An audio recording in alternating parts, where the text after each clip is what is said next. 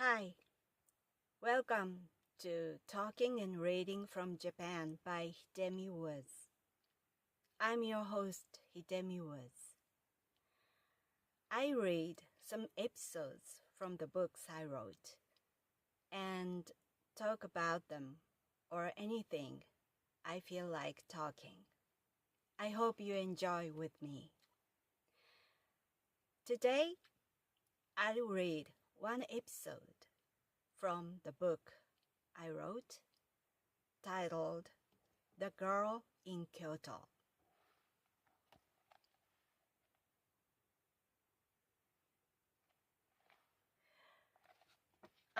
This book is one of the memoirs I wrote, and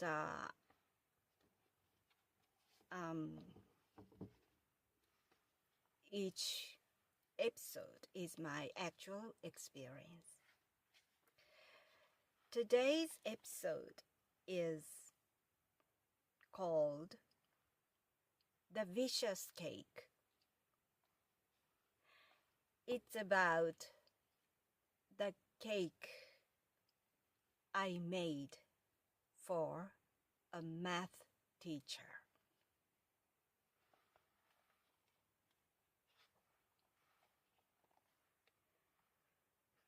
The Vicious Cake. In Japan, St. Valentine's Day is the day that women give chocolate to men. When I was a freshman at high school, I had a big crush on my math teacher and gave him a handmade chocolate cake on Valentine's Day. I wasn't interested in cooking at all and never helped my grandmother and my mother in the kitchen. Although cooking was an unknown territory for me, I decided to make a chocolate cake on a whim. It turned out to be way harder and more time-consuming than I thought. I made 2 cakes and chose the better-looking one for the teacher and the other to be stored in the fridge for my family and myself. I handed the cake to the teacher at school and was so happy because he seemed pleased. I came home in a good mood and tried the other cake in the fridge myself. My good mood was extinguished on the spot. It tasted horrible. I'd never had such a terrible cake before and haven't since. Of course, I tasted it to make sure while cooking, but I did so for chocolate icing, not for sponge cake. As you know, chocolate can't go wrong, but sponge cake possibly can. I felt awful imagining the teacher was having the vicious cake with his colleagues or his family on Valentine's Day. That was today's episode. This episode happened when I was in high school and when I had a big crush on my math teacher. At that time, he was about 40 years old, and he was so handsome, and of course he was smart, thin, and always he was wearing a 3-piece suit, and he just looked so handsome, and I really looked forward the math class And before the math class, before and while during the math class, my heart was pounding because that handsome man was in front of the on the front of the in the classroom in front of me, talking and teaching. So I was. It's like to me it was like dreaming, not learning. But I wanted to be his favorite, so I studied math so hard. To this day, I hadn't studied so diligently. No, that was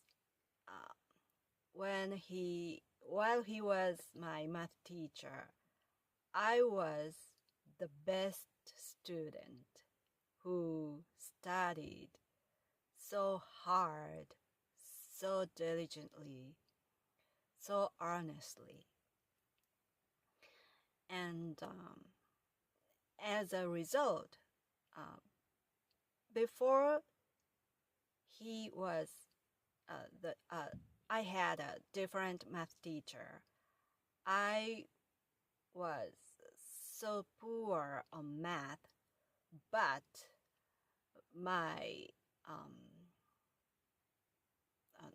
marks on math jumped up, and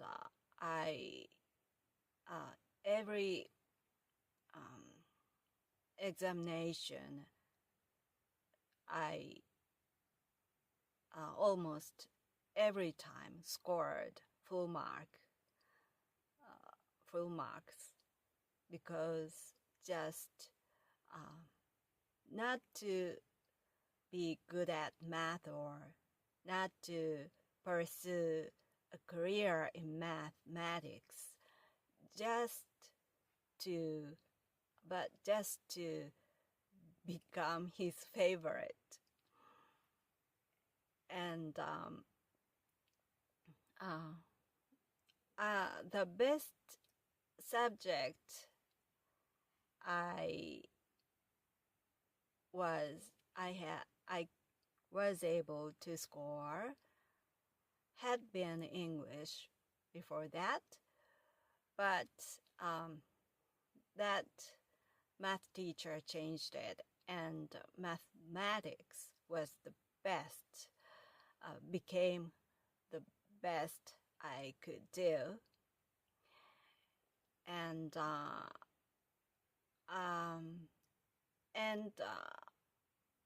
actually, in the end, I liked math itself, disregarding the teacher. Just he taught me the charm of mathematics as a result. And I had a crush on him, but after that, I had a crush on mathematics itself. Anyway, on that St. Valentine's Day, I handed my handmade cake to him. It's so embarrassing. It's really embarrassing. It's an awfully embarrassing memory.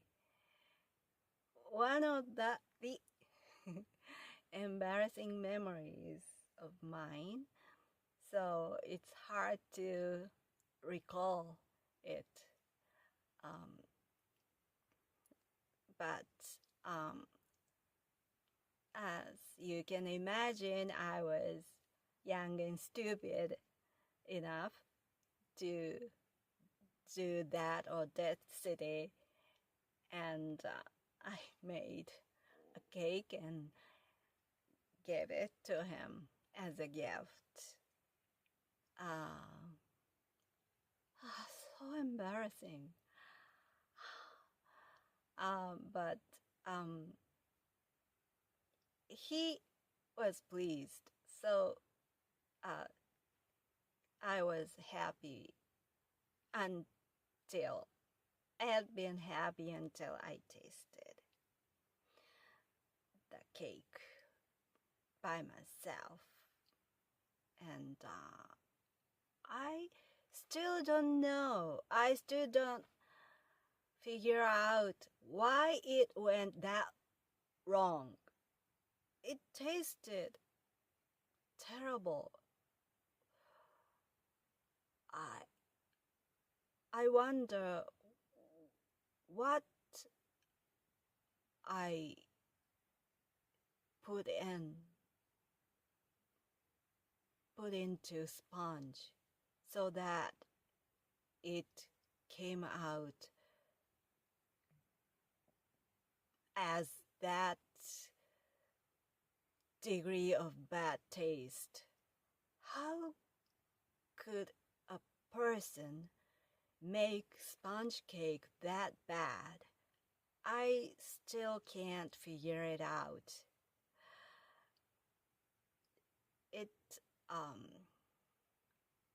I think I baked it correctly because it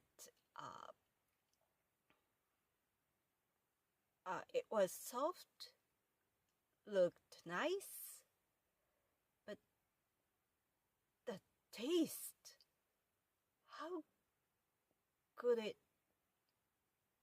go so wrong with sugar and butter?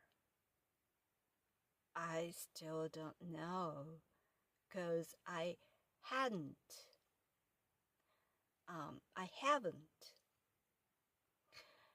challenged it again. I haven't baked any cake since then.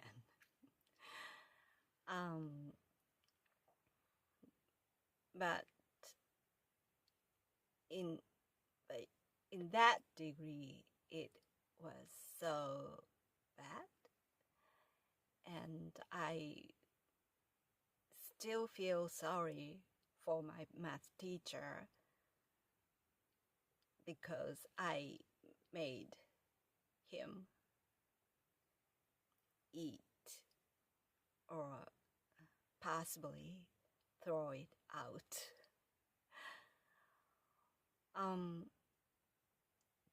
Back then, it still is, I guess, a Japanese way of celebrating St. Valentine's Day was unique.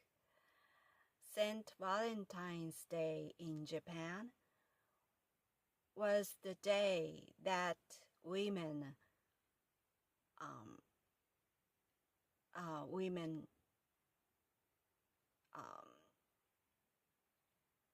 showed her feelings to men. It was the day that women were forgiven to show their affection toward men.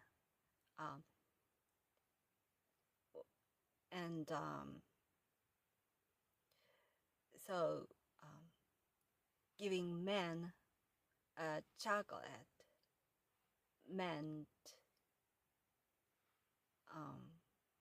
she loved him. So in those days, at that time, boys or men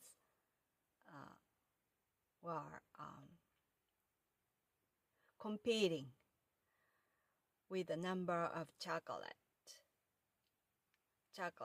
they received, because that told how popular they were.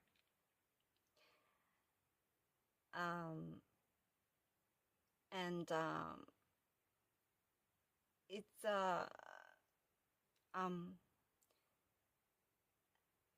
back then it was somehow a new trend in Japan, because my father didn't know that that event, that way of celebrating St. Valentine's Day.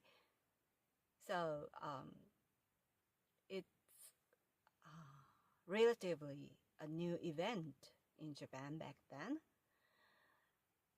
But now it has changed a little bit, like more like social social thing. For instance, it's not serious love relationship,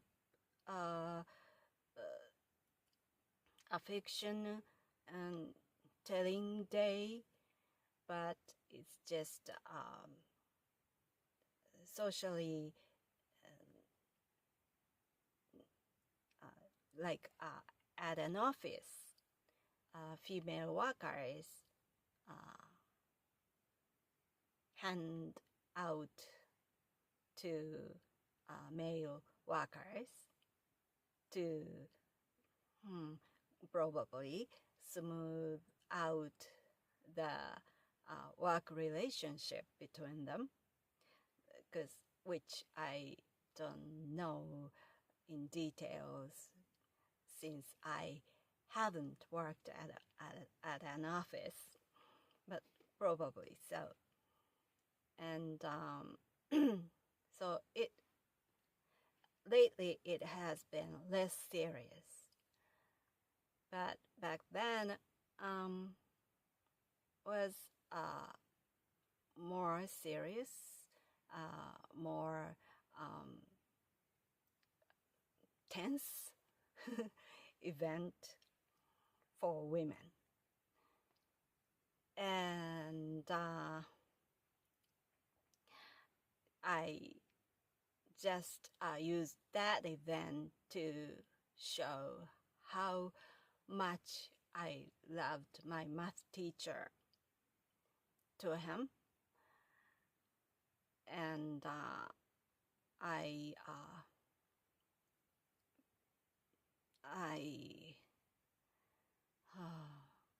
flopped big time. Anyway, my crush was gone because I was graduated and haven't seen him since. But I still remember how handsome he was, and love for mathematics remains in me, because I just 3 years of high school. I spent 3 years of high school almost totally dedicated those 3 years for mathematics, for studying mathematics. And I just gradually I found myself that I loved math more than the teacher. I thought I had a big crush on him, and I thought I was studying mathematics for him. But gradually, my teacher didn't matter to me. Just studying mathematics gave me such rapture, such joy, and I just couldn't stop studying mathematics. It's kind of addiction, I think. In hindsight, I was addicted to math, and I love to challenge and try to solve the difficult question, difficult problem, difficult math theme, and I used to tackle it all day or sometimes for a week. And during that time, just for solving one question, I took a piece of paper in a plastic bag, and I floated it in a bathtub. And while I was taking a bath, I was keeping to solve that question. And I just couldn't stop solving the question because it was so fun. And so practically all the time I was awake, I was solving some questions of math. But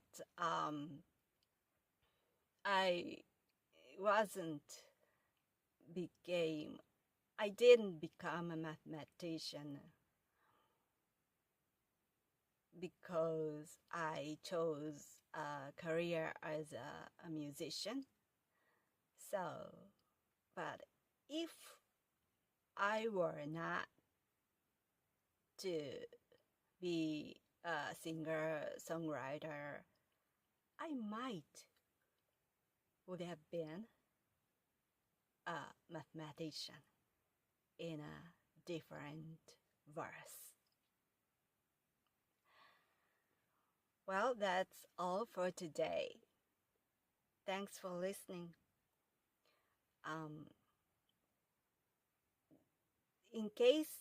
Just in case you are interested in my other materials, you can visit hidemiwoods.com, hidemi.com, where the links to my other books,